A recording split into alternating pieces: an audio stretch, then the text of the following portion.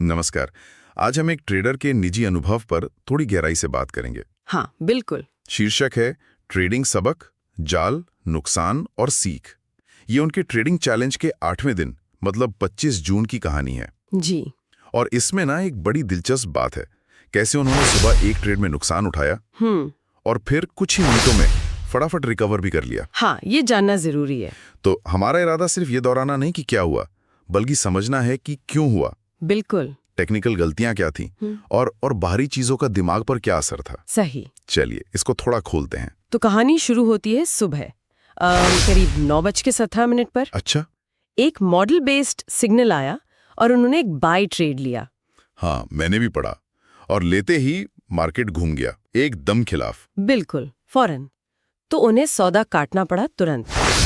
ये ट्रेड था कोई 566 रुपए का और इस पर 174 रुपए का नुकसान हो गया। ओह। मत चाहिए इसके लिए। हाँ, या शायद वो जल्दी रिकवर करने का दबाव था, पता नहीं। हो सकता है। पर हाँ, बहुत तेजी से हुआ ये। हाँ। दूसरा ट्रेड था 560 रुपए का। और इस बार 204 रुपए का मुनाफा हुआ। अच्छा। तो न सिर्फ पिछला 1794 रुपए का नुकसान हुआ, बल्कि 30 रुपए ऊपर भी आ गए। हाँ, छोटा सा ही सही प्रॉफिट में। तो यहाँ मतलब सीखने वाली बात क्या है? क्या उन्होंने अपनी गलती पहचानी? हाँ, ऐसा लगता है। डिटेल्स में लिखा है कि उन्हें एहसास हुआ है कि गलती उनकी थी। जैसे? शायद ट्रेड में बहुत जल्दी घुस गए थे और वो 1 मिनट चार्ट यूज कर रहे थे। ओ, 1 मिनट चार्ट, उसमें तो बहुत नॉइज होता है। हाँ, बहुत ज्यादा उतार चढ़ाव दिखता है छोटे टाइम फ्रेम पर। तो पहला ट्रेड जो गलत गया, क्या ये सिर्फ यही तकनीकी कारण थे?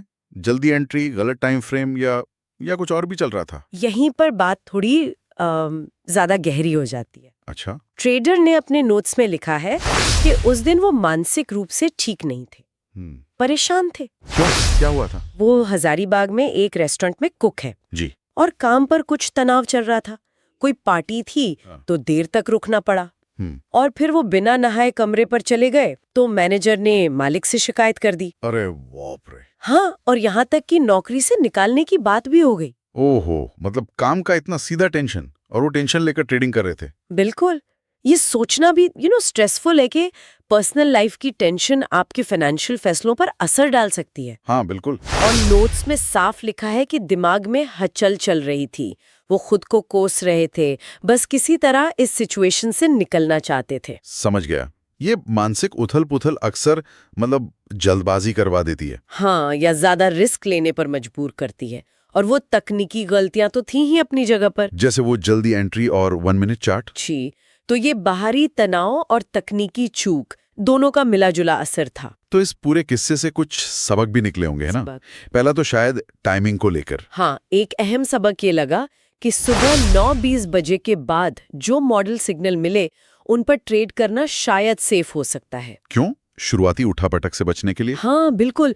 वो जो शुरू के 15-20 मिनट की ओपनिंग वॉलेटिलिटी होती है ना, उससे बचकर शायद थोड़ा मार्केट सेटल होने पर ज्यादा भरोसेमंद सिग्नल मिले। ठीक है, ये तो हुई टेक्निकल लैंग्वेज। लेकिन एक और बात भी है जो थोड़ी गहरी लगती है, शायद नौकरी वाले अनुभव से जुड़ी। हाँ, निश्चित रूप से।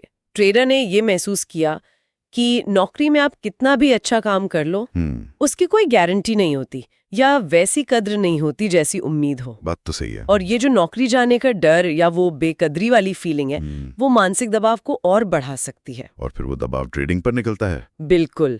ये याद दिलाता है कि जब पैसे से जुड़े फैसले हों तो मन का शांत होना, स्थिर होना कितना कितना जरूरी है। तो कुल मिलाकर ये अनुभव यही दिखाता है कि ट्रेडिंग सिर्फ चार्ट्स, नंबर्स और सिग्नल्स का खेल नहीं है। सही कहा। आपकी मानसिक स्थिति, आपकी रोज की जिंदगी की परेशानियां, आपका अनुशासन, ये सब मिलकर आपके नतीजों पर बहुत गहरा असर डालते हैं। बिल्कुल। नुकसान सिर्फ गलत सिग्नल से नहीं होता, कई बार गलत टाइम पर गलत माइंडसेट के साथ लिए गए फैसले से होता है। हाँ, वो पहला ट्रेड और फिर फौरन रिकवरी, दोनों में ही ये मानसिकता और बाहरी हालात की भूमिका दिखती है। जी। ये सोचने वाली बात है। वैसे जिंदगी के और कौन से हिस्से हैं जहां हमारी ये बाहरी चिंताएं, मन की उथल-पुथल हमारे जरूरी फैसलों पर असर डालती होंगी, अनजाने में, खासकर जब दांव पे कुछ बड़ा लगा हो? बिल्कुल।